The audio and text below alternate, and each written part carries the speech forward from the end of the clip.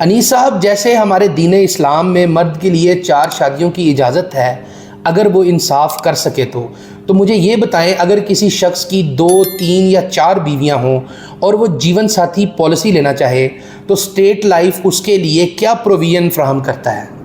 بہت شکریہ یاس صاحب، آپ کا سوال بہت اچھا ہے اور جس سے ہمارے ناظرین کی رہنمائی بھی ہو جائے گی. اور اکثر و بیشتر ایسے افراد آتے ہیں. ابھی ریسنٹلی ہمارے پاس ایک صاحب تھے جنہوں نے بھی پالیسی سائن اپ کی ہے.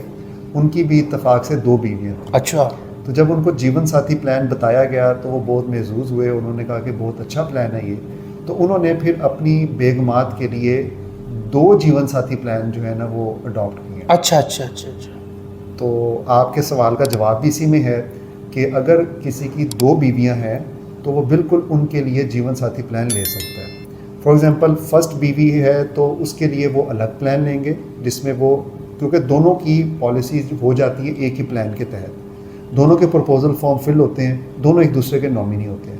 تو اسی طرح جو دوسری وائف ہیں تو اس کے ساتھ بھی ان کا ایک الگ پالیسی سائن اپ ہوگی.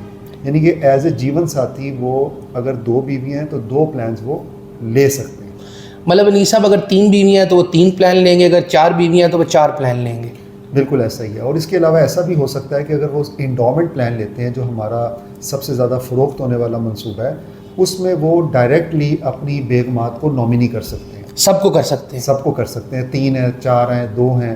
تو اگر وہ ان کو ڈائریکٹ نامنی کر دیں گے تو اس کی جو کلیم کی رقم ہے وہ منصفانہ طور پہ ڈیوائڈ ہو جائے گی. انیس صاحب، آپ کا بہت شکریہ. آپ کے مستقبل کی محافظ، state life insurance corporation of Pakistan.